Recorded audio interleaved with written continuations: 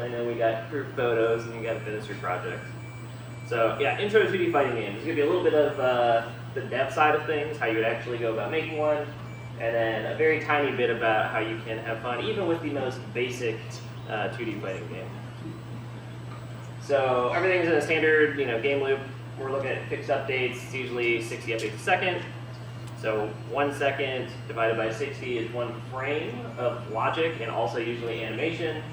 This works out to 16.6 milliseconds per frame. This will be important later because we need to talk about humans.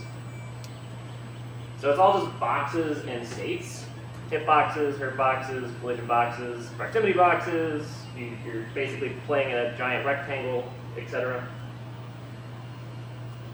And here's your basic finite state machine. So you start off from neutral, which just means you can take any action. If you perform an attack, it has startup.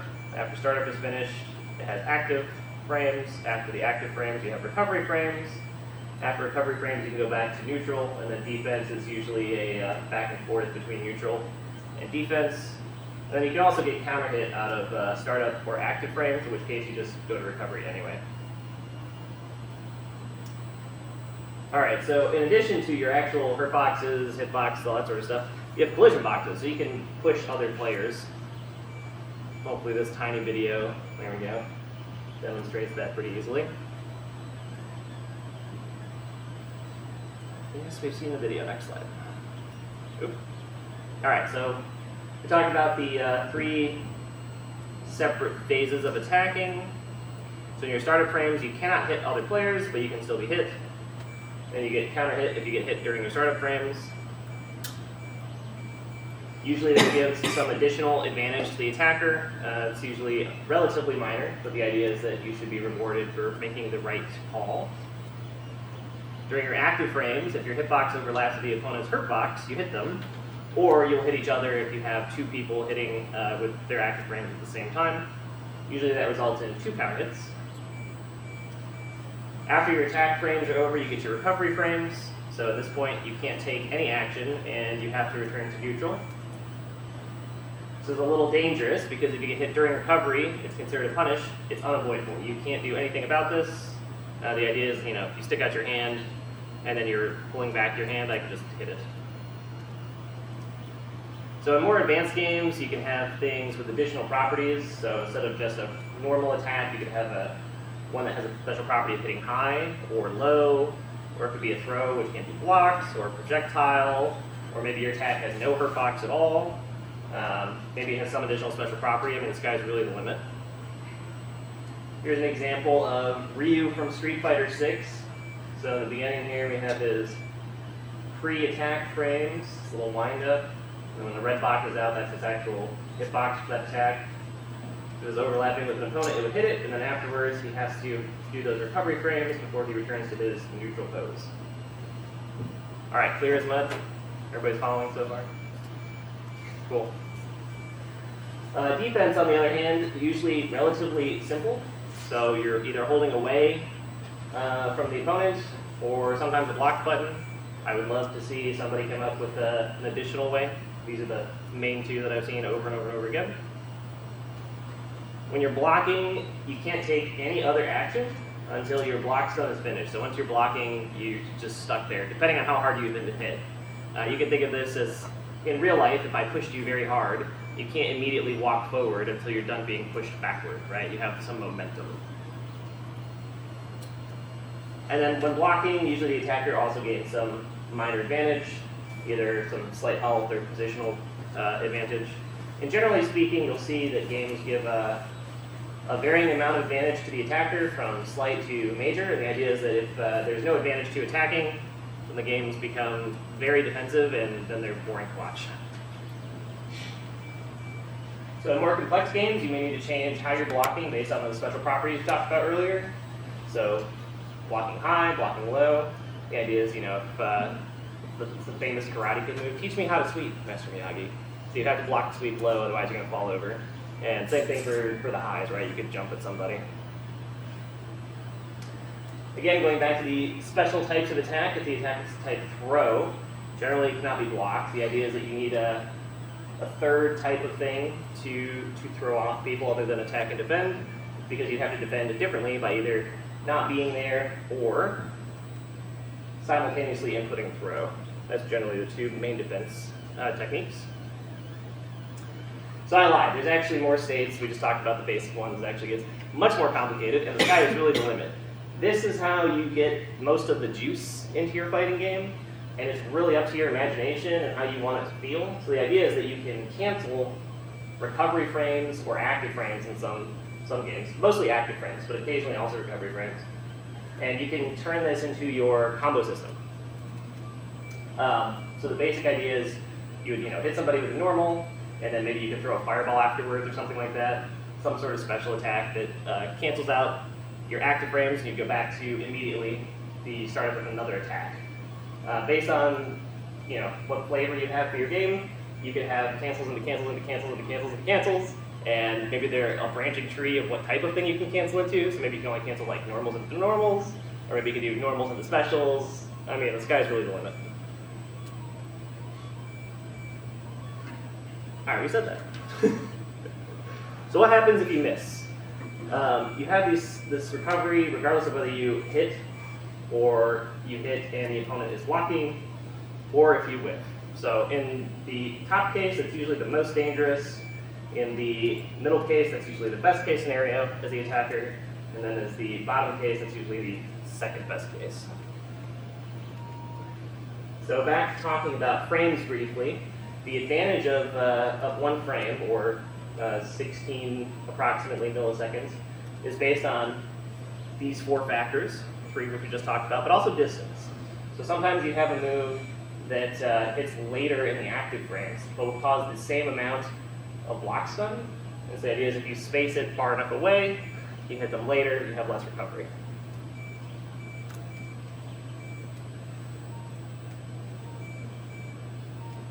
And then a brief, there we go. So a brief talk about frame advantage. It's just which player gets to control first. So the idea is that at the beginning of a round, generally speaking, everybody is in neutral. That means they can take any action if they wanted to. However, once somebody is hitting or blocking, there's frame advantage. So one player can act before the other player can, and it's based on the frame data, which we just talked about. So generally speaking, attackers are at an advantage unless they're doing something extremely unsafe. Generally speaking, the balance there is the more unsafe something is, the more powerful it has to be. So if you're doing something extremely unsafe, then it should also be very powerful. And then because of frame advantage, you can create these scenarios where you have a guaranteed attack, or you have a checkmate scenario. We'll get back into that a little bit later. All right, time for the game theory part. This is the fun part, in my opinion. I mean, the design is also fun, but because these games are played by humans, you really have to understand humans to make a fun 2D fighting game. All right, so we're going to take a brief pause. We're going to go to the human benchmark. So everybody, if you're following along, please go to thehumanbenchmark.com and check out their reaction time tester. We will do this together. I'll give you 10 seconds or so to get to the website.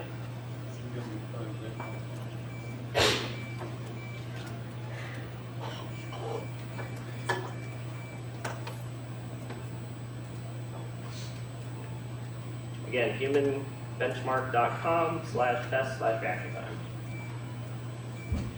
Anybody who wants to participate not there yet, raise your hand. All right, give you a couple more seconds.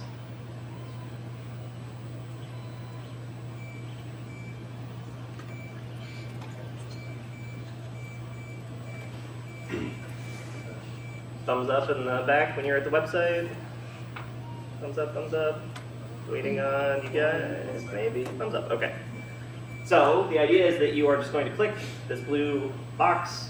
When it changes color, you click it again. I'll do it with you guys. Ooh, that one's slow.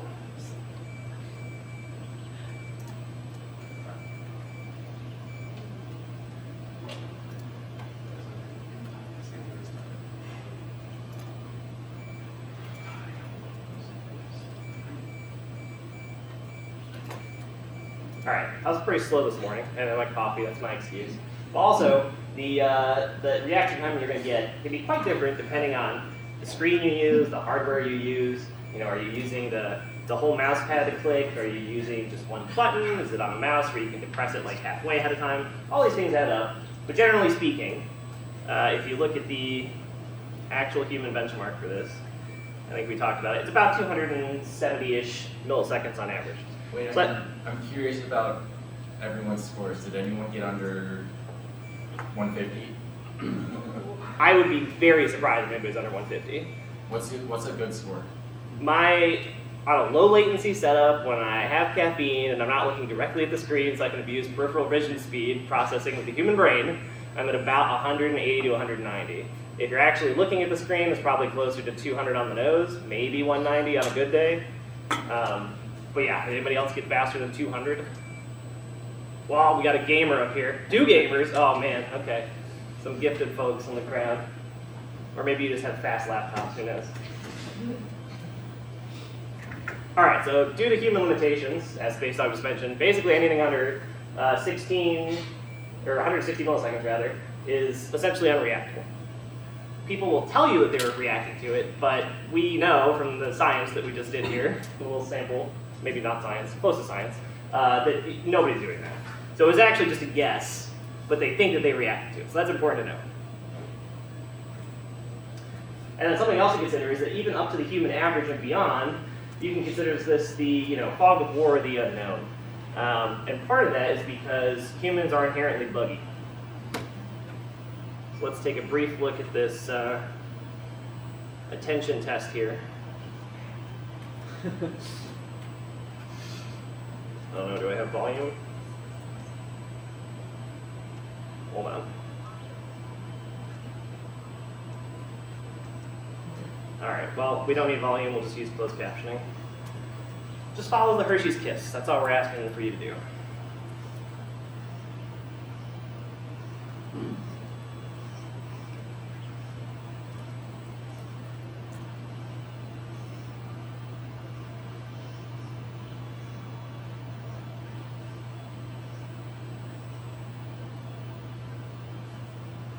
Alright. Show of hands, right cup. Nobody thinks the right cup, middle cup. Alright, everybody's paying attention. Ooh, what?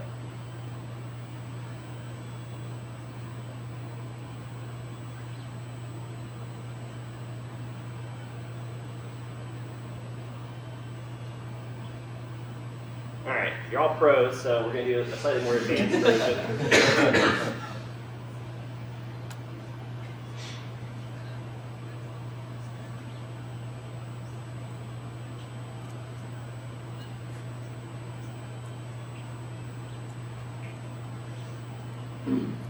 Alright, middle pink cup, watch carefully.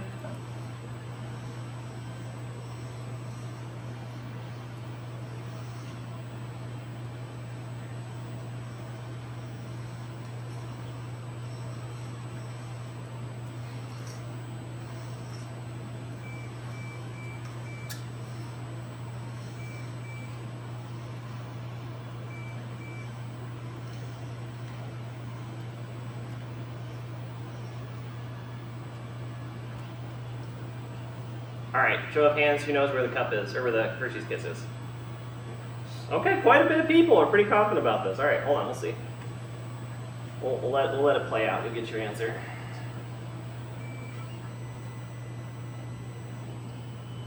Okay, it was under the left cup, who got it right? Alright, most people. Well, unfortunately, there's more to this video. It's not just Hershey's Kiss cups. Did you guys see the duck? 2 ducks ears? 3 ducks ears? Alright, pretty good.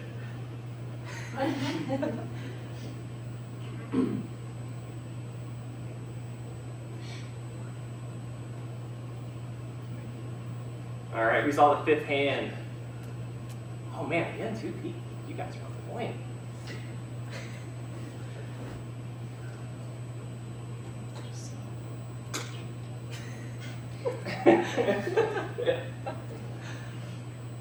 Alright, who knows that the color of one row of cups changed? Alright, so we got a couple people on that. So this, I think, highlights both the humans are inherently flawed, especially when it comes to selective attention, because I don't think anybody saw everything. They saw at least one thing, sometimes two things, sometimes three things, but almost exclusively not four of these at the same time. And the idea is that you can direct people's attention to something, sort of like a magician would. Look at this, look at this, look at this, I'm going to do this, I'm going to do this. And then you're waiting for their reaction to the thing that you're promising that you're going to do, but you don't do it. All right, so we've discussed how they have limited attention. No, I'm going the wrong way. So now let's talk about the trilemma. So this is the idea is that you can have essentially one basic attack. You can think of this as a punch or a kick, and you can still have an interesting game because of how these games are designed. So the problem is if you take two characters that have the same exact move, the only way for you to hit your opponent is if you move into range to hit your move, right? If I'm throwing my fist, I wouldn't be able to hit myself if I was standing over here and too far away. Therefore, I must walk forward. This is actually a committal action. Nobody realizes that, but we talked about that because of the fog of war. So you can't react to anything that's too fast. And generally speaking, normals that are simple, like a punch or a kick, are very fast, like 45 milliseconds in some cases. But definitely anything under 160 milliseconds would be fine. So the idea is you have to walk forward. That's the main thing here. So you may, depending on game, if you're the attacker, land a hit, maybe more than one in a row, where you say, oh, yes, I'm definitely hitting my opponent. I can confirm this visually. It's been several hundred milliseconds. Now I can press something more committal to reward myself with some extra damage or positioning or space, something like that. So part two is the covering attack. So if my opponent must walk forward to get into range to attack me, but I know that he's going to walk forward, or they are going to walk forward, I can simply push an attack before they walk forward, or while they're walking forward, and the idea is they will walk directly into my fist. It's interesting that a lot of these same concepts happen in boxing. If anybody watches boxing at a high level, you'll see the same thing. Somebody will duck forward, and somebody will just stick out their hand, and they knock themselves out by running into it because it has their body weight behind it. Interesting. But yes, the idea is that you don't actually have to commit to walking forward yourself. You just have to convince your opponent it's a great idea to walk forward, and then they walk into your fist, foot, whatever. And usually, in this scenario, it's a good idea to buffer a high commitment move, which we'll talk about in a moment. The idea is you're trying to maximize your reward here. So buffering in this case is canceling an attack that only occurs on hit or block. So if I'm sticking out my fist, like this, nothing is happening, because I'm whipping. If I would hit somebody, or myself, some additional action would happen, perhaps another attack of some type. And then the final key to this puzzle is the whiff punch. This is usually the most difficult one, but it's also extremely powerful.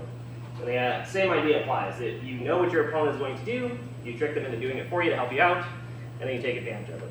So you can force a covering attack by saying, yes, I'm definitely going to walk forward. And then within that fog of war of human brain capacity, you see that they're walking forward, you decide, yes, he's definitely going to walk into my range. I'm going to press an attack before he gets here. He will walk into my foot. I will win. And then the opponent stops short. You stick out your foot, and then he hits your foot with his foot, which is known as whiff punching. In general, this whole trilemma is called footsies, which is a fun term. If you're not American, it's the touching each other's feet under the desk in school game. Whiff punishing varies a lot by game. So some games it's pretty easy to whiff punish. I feel like the more modern games tends to be easier to whiff punish. Depending on the game though. Some styles are more aggressive, so they try and make it so you can push more buttons with less risk. The one thing about whiff punishing is you need space to be able to walk backwards, otherwise you can't whiff punish by forcing them to whiff in front of you. Oh, got ahead of myself there. Alright, here's some additional takeaways. Threatening or bluffing an option to force your opponent into performing an action that is somewhat committal is how you can gain an advantage. Alright, so we're just going to go through why I think fighting games great. So rarely in fighting games are you in a true checkmate scenario. They do happen, but it's relatively rare compared to other genres. And comebacks are possible almost all of the time. Almost. Even during checkmate scenarios, sometimes it doesn't work out because of human error. So there might be an execution problem, somebody's putting in something wrong, or they're not thinking about it 100% and miss it. And then even with the same tool set, player expression is very high. So we've mainly been talking about having like one normal punch or normal kick, and even with that, you can sit down and play against somebody and know who they are based on how they play sometimes. Oscillating is great because it blends the mind and body, so you have the mental back and forth. You also generally have some sort of dexterity requirement. It's usually not huge. It also rewards mastery, and in modern games there's a lot to discover. So if you like going to the lab, writing up notes, having an advantage for strategy, fighting games are fantastic for this. This one I think is interesting as well. So even the most incorrect choice can be correct in fighting games. So what do I mean by this? When you're talking about risk-reward, there are sometimes moves that have very low reward, but very high risk. And so the idea is nobody ever pushes this move or uses it, especially not in some scenarios where you're like at a disadvantage. And the idea is that that's great, but if I know that, and I know that you know that because I think you're a high-skilled player, then I'm going to use it because you're going to leave an opening where you shouldn't leave an opening because you think it's safe to leave an opening. So it's this whole circular mind game. Oop. Maybe. I think we're out of slides, but there we go. So the last thing I'll say is that, quick raise your hand, fans of anime? A couple fans of anime? Is there, okay, how about shonen anime specifically? Okay, still one, maybe two, all right. It's very common to have this trope for some reason in those where, the enemy appears and the hero can't move. It's like, oh my gosh, the pressure is overwhelming. Everyone thought that was some weird drama line. If you play fighting games, I promise you at some point you will feel that. You will play somebody who's much better than you and you will be frozen because every decision seems wrong. But yeah, they're great. They're super hype. We play here locally Thursdays at Odysseys. If you want to come over and do that. And also, if anybody wants to try their hand at it, you can try beating me in footsies. I will wager 10, 20 bucks. First to 3, you beat me, I pay you. You lose, you pay me nothing. So if you want to play some 2D fighting games after this, let me know. All right, thanks. Hope you guys had fun. Any questions?